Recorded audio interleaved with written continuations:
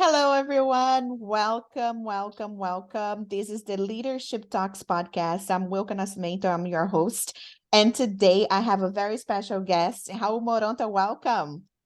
Well, welcome. Thank you. Appreciate it. I've seen your podcast everywhere, and I really enjoy it. I really like what you're doing. So I'm glad that we get a chance to connect today. Oh my gosh, of course. And I'm so glad that you see it everywhere, because that's the point. Like we need to be, seen, right? Like this is one of the platforms that, it's out there, it's free for everyone. And you just need to be creative and, start your digital marketing journey. No, absolutely. And I think that your podcast, it's funny because it's I've done a few, obviously, but yours is very real, and you're very real. And obviously, we follow you and on LinkedIn, and you enjoy traveling, which all of us do. And I it makes me smile every time I see your face somewhere in New York or somewhere in Brazil having fun, and I'm not. Oh, that's so funny. The other day, and I appreciate, your kind words. The other day, actually, I was catching up with old general manager that I worked with. And he said, Wilka, you look like you're having fun, all the time. I see you somewhere. I'm like, guys, I show what people want to see. You don't want to know my struggles. It's quite Oh, a few. I feel your pain. I feel your pain. It's funny. We do this for a living, and I'm probably going to rack up over 200,000 miles, in the last 12 months. And what people don't obviously realize is that yes, you go, and yes, you have dinners, and you have breakfast, and you be with clients and things like that. But the late nights, and the late flights, and the middle seats, and the Ubers that you have to take. I mean, there's a lot of work that takes 200,000 miles flown in a year. Oh my goodness, I'm not quite there yet. How, I'm working. I'm trying to be like you when I grow up. But hey, I wanted to touch bases with you today. And as the show is Leadership Talks, right? And you've been in the hospitality industry for some time. So what do you think, is the 2023 overview for the hospitality globally? Very good question. It's a little bit differently for US versus other parts of the world. And the reason why, if you think about the economy, the way the economy hit different parts of the world is very different. Right now, even Asia is just starting to travel internationally. US got hit, obviously, with COVID later than most countries, and US probably rebounded the fastest. And US started to travel quite a bit. In fact, if you think about the fact that the strength of the dollar compared to the euro has significantly improved or increased the ability for US travelers to go overseas, right? That would eventually happen, translate obviously into the US in 2023 and 24. But in general, I think that we've all had a big reset. If you think about we've eliminated a number of positions. When demand came back very strong on the average rate side, not on the occupancy side. And I think a lot of the basic positions did not come back. There was a big push for automation. There was a big push for technology. And that, I think, it is going to significantly change how we look at hospitality moving forward. In the past, I think you would have had most brands and hotels were timid about adopting certain technology. Now that we've automated a number of that, and I said that in another conversation I had with somebody the other day, that leadership is going to become a lot more critical, because those leaders are going to be the ones now helping individuals grow in their careers, helping motivate the associates, helping teach them the ropes.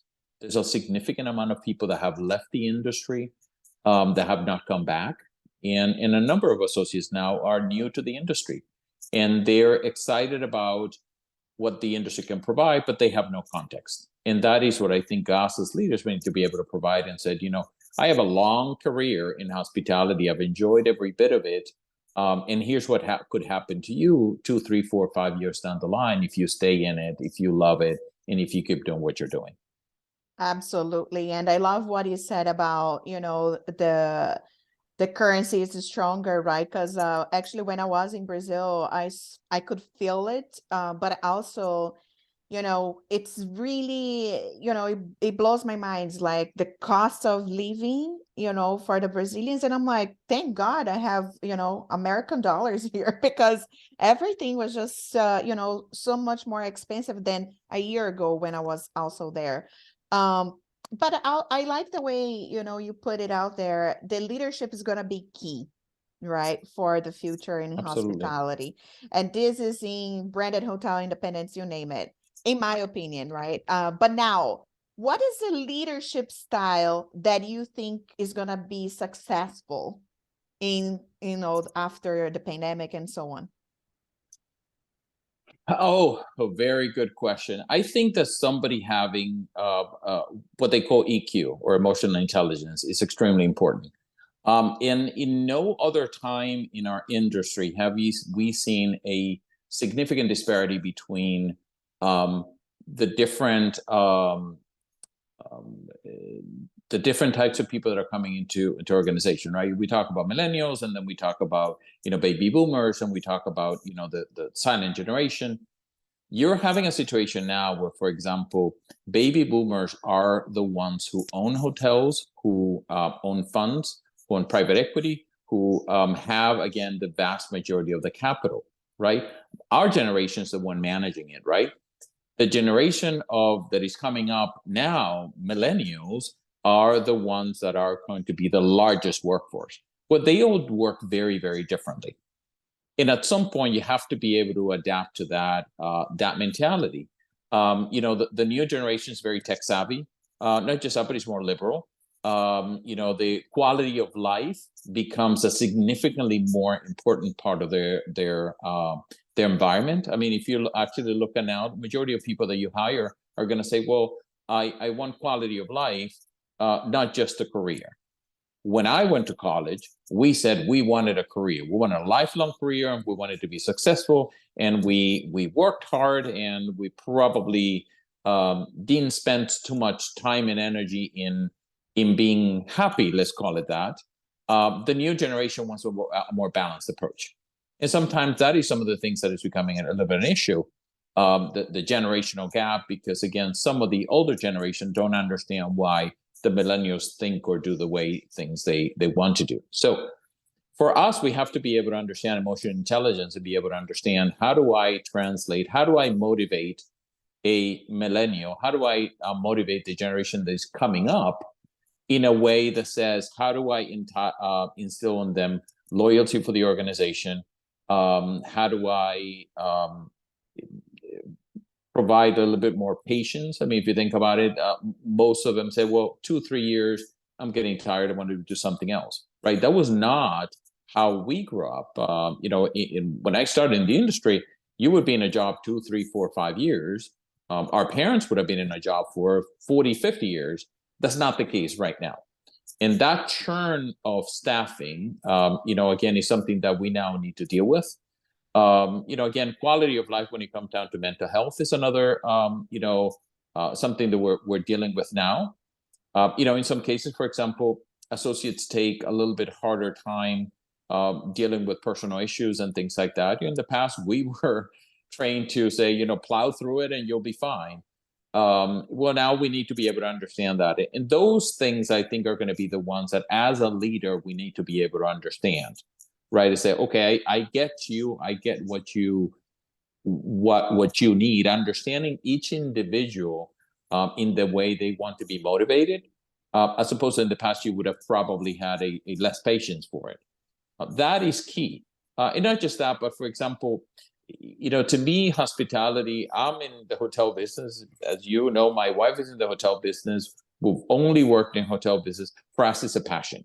For us, it's something that is a calling, no different than if you would be a doctor or lawyer, right? New generations have a very different view of that because they would perceive, you know what, I'm going to be in banking, but I really like hotel business. I'm going to be here in 3-4 years, but then I'm going to go into digital marketing and social media and things like that. You know, they have a different view of what their career path would look like.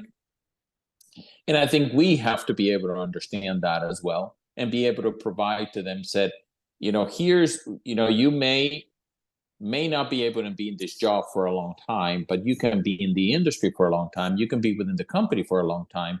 And now we need to be able to find a way to provide career path for them. Oh my gosh, how the way you're laying down everything. If you know, if we talked probably about 5 years ago, we would be working together now. Because I think, you know, actually my New York days, I was actually, I remember this, you know, I was interviewing with a hotel owner and he looked at my resume and he was like, how come you've been 2 years in one job and then another 2 years? I was like, I go where the opportunity is, my friend. You know, show me the money. I Yep. show you what I got. Are you gonna be motivated or you're gonna be criticizing, right? Like in a very harsh way, I can tell, because, you know, of course, being a Latina, being from Brazil, for me, it's like, oh, I'm going to work in California. Cool. I've changed countries. Changing states is nothing. So, Yep. and understanding this eagerness to be better and learn more and do better is definitely, you know, part of this particular gap that some people, right, don't know the flex yet, which, you know, the staffing issues says a lot about it. But obviously, we're not here to talk about me. I want to talk about you. How I want to know, in terms of, you know, you said passion. How long have you been in the industry and what is exactly, you know, where you're going to be maybe in 5 years from now? Oh God, that's a loaded question. I feel like I'm being interviewed here somehow. So I went to college for hotel school. I Me went too. graduated from high school and I went straight into hotel school in the Dominican Republic. Um, I did came to the United States and did my master's. I graduated from college in '92, and I have worked. I have not had a full time job outside of the hotel business. Never mind hospitality, hotel business. I have not worked in any other full time job other than that. And I love it. I mean, I from day one. I mean, you get into a place where I have probably worked in probably 8, 9 different hotels, but I've worked with in regional and multi-property capacity with probably over 300 properties, maybe more than that, in some way, shape, or form, right? And that's the greatest part about our industry, that I started in small hotels. You know, started in a small Sheraton hotel in what is it in the Northeast, in revenue management. But prior to that, I've done some operational roles. And every hotel that I went to, it was different. And every hotel I learned something unique. And I can be either at the same position at a bigger hotel or at a different position in the same hotel. It's very different. And you learn different things on it. And not just that, but this is a human heavy industry where, you know, is my brother. I always tell the story that my brother's an engineer, right? And my brother's role is actually quality control. And he watches the raw product on one side and somehow he ends up with a product on the other side, right? And there are a number of machines that work in between. For us, you know, think about a burger. If you're at a hotel and you order room service, you're gonna have to pick up the phone, call PBX operator. That person needs to, you know, get the order. That person needs to give it to the chef. That chef needs to cook the meal. Then you're going to have somebody who's going to put it in a tray, deliver it to you, and then you somehow at the end when you're done, you're going to put your tray outside, and somebody else is going to pick it up. That's a number of people for a $20 burger. You know, that doesn't happen in any other industries. And through that process, you meet a lot of people. You meet a lot of great, very interesting and lifelong friends. Every one of my friends is somehow related or tied to the hospitality industry. In that part, I don't know that I could have seen it in banking. I don't know that I would have seen it in any other industry because, again, it is a people business serving other people. Wow, amazing. Where do you see yourself in 5 years? Five, Don't hopefully where tell I me am Punta now. Cana. Don't tell me Punta Cana relaxing. No, that is one of the things that my wife and I have talked quite a bit about. And I said, you know what, I'm probably going to go, from my job somehow to the hospital and to the cemetery. I will work all the way. I think obviously at some point I'm nowhere near retirement. I mean, I love the industry too much. Hopefully I would be in the same, same company that I am, certainly in the same industry. I think that there's a lot that can be done. And even if it is in my later years, I think that I would be probably serving in some capacity in the industry, whether it would be on the partner vendor side or again in one of the other organizations. I think that this industry has provided me and my family a lot of benefits and a lot of great stuff. And I think it comes a time when you start evaluating your life and you say, well, maybe it's time for me to start giving back. So I think at some point I'll probably end up in I would love to be involved in any of the organizations because I think that again, I want to give back to the new generation and build a new set of leaders that are coming up. Absolutely. Yeah. I was looking to get like an answer like, hey, I'm gonna own like 5 hotels, XYZ brand, just kidding. I would not mind, owning a hotel or two, but as you probably know, a hotel is a pretty capital intensive business. And sometimes, it's funny. We work with a lot of owners and investors, and I find it fascinating how, with very little capital, they have found ways to be able to fund the capital stack of a hotel and be able to buy it. You never know. You never know. But I think that would be probably a side project for me. Okay, got it. I was just trying to get some inside info here. Hi, Raul. But I also appreciate that you mentioned that you're gonna give back, to the new generation of hoteliers out there. But also, I think this is one way, right? Like the podcast and having these conversations, because also soon around the corner is the Hispanic Heritage Month coming up, right? And we both are from different countries and we've been working in the United States. So do you see an influx also of immigrants working in our industry? I know that it has, been very much so in the past, but what is your outlook for the future? I think that finally you're getting not just the first generation, but second generation Hispanics that are actually making a lot of inroads. I came in again 1994 in Boston. I was always the only or one of the very few Hispanics that were in any managers meeting, board meetings, things like that. While you still had that, 80% of for example, the housekeeping staff would be Hispanic, or you would have the kitchen would be Hispanics and things like that. You had a ceiling, and you had a ceiling in not being able to move up. Lately we have a number of general managers that have come through the ranks. We actually have a number of them in my current company. And they're coming up and having a lot more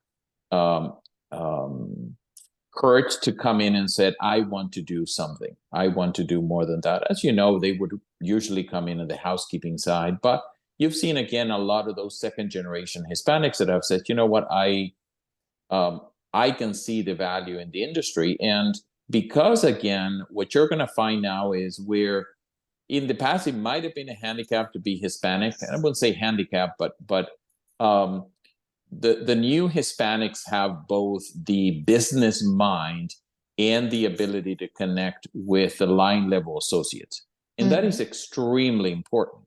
You know, if you look at a general manager who is trying to do as much as he or she can and goes to a housekeeping meeting and cannot speak English, and he or she is trying to motivate the associates to say, you know what, we had great, you know, guest service scores, and, you know, here's a new benefit and things like that. Sometimes that limitation on the language prevents them from being great leaders, right? Because at the end of the day, if you look at it, I think I looked at about close to 40% of our associates in the field right now are Hispanic or some sort of a Hispanic descent. So anybody who has in the future the ability to successfully communicate their leadership to others, whether you're Hispanic or not, it is going to be extremely important for us moving forward. Wow, that's amazing. So looks like 40%, it's a nice number. Maybe I have a chance in the future. Absolutely. You're on your way already. Just kidding, just kidding. But I make this actually a point to highlight, because actually I just had a wonderful conversation with a gentleman that has this actually a huge shout out to him. His name is Kim Okamara. That, right now in the month of February, I'm doing a Black Excellence series for Black History Month. And we were talking about this, where you come from and how you connect with people. That's it. That's all the leadership needs, right? But also it doesn't matter how is the color of my skin or how is my accent, right? And I remember I worked, in many hotels, believe it or not, and I had somebody actually, she asked me if I translated, when I hear something in English, if I translate it to Portuguese and then I translate back in my mind, I'm like, I'm sorry, what are you talking about? I don't translate anything. It comes naturally. It's automatically. How about that? Yeah. So for me, but like when somebody asked me that, and I'm like, wow, I've been in the US for some time, and don't you dare try to undermine my abilities, right? Because that question, I don't know, right, in terms of if it was her intentions or not, but also is the way you put the message out there for the receiver. So, definitely that was a once in a lifetime. And we addressed at the time. But, I think having this multicultural flair in your team is definitely a plus, because, hey, your guests, they're not just, domestic, they are international, right? You have people from all over the world, regardless, whatever your hotel is located. And I can testify because I worked right on property for many years. And I even I had this hotel in Baltimore where I started my career. The ownership was he was Egyptian and he was partnered with an Indian gentleman, and we talked to this day. So he always like, hey, Wilka, let me know when you're in Baltimore. I'm like, no, we're not talking at this time because I'm very busy with my schedule. But, we have conversations over the phone and so on. And back then, when I was green, right, like as we call it in the industry, I had no idea that the lingo of the hotel, right? But hey, I love the training opportunities that many of the brands have. The management companies, they have many training opportunities as well. So every training possible, if it was online, in person, you name it, believe me, I was there and I was asking those questions. Yeah, I can tell you there's a story that always resonates in my mind. I had a situation when I worked in Boston, and I remember it was a Hispanic bellman, who, again, at the time, I think I was assistant executive housekeeper or something like that. And again, there were not that many Hispanics at the manager level. And he said to me one time, he said, you know what, I am very I'm very happy that, you are a great Hispanic professional. Well, that sounded right. In my mind, I said to him, I said, look, I am a professional. That I happen to be Hispanic is secondary.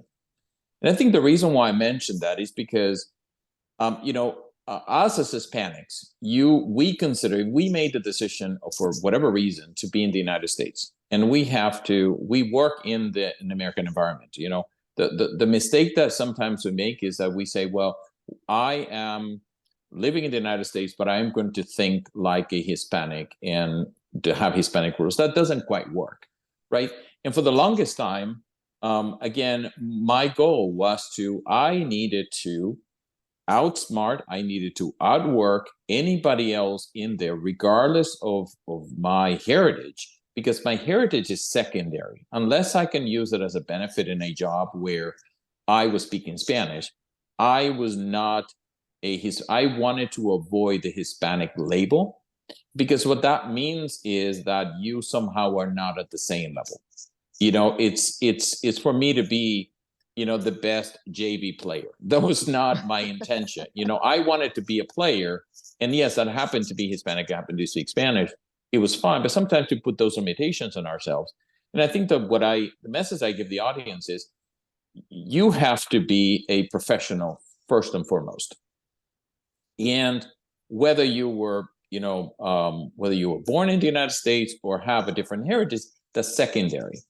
The part that I have understood for some time is that, I want to believe that every job that I have ever received in these industry has been because of what I have been able to accomplish, what I can able to do. I don't know that I have ever gotten a job because I am Hispanic or not, but getting a job is not the important part. The important part, Welka, for us is that if you got the job, now you need to maintain that job for the generation that comes after.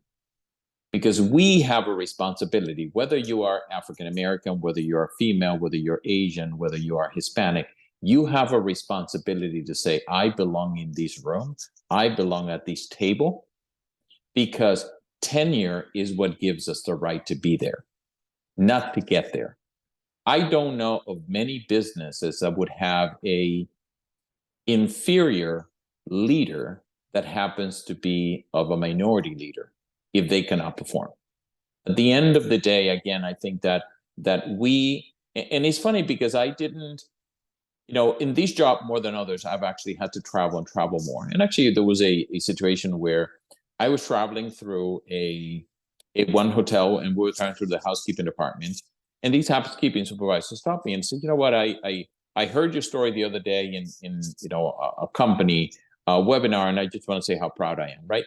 One of those moments that you realize that somebody now is watching you, and those people that are now watching you, you now have a responsibility to do it right for them, because they are going to be the ones to say, you know what, if he can get there, if she can get there, then we can too.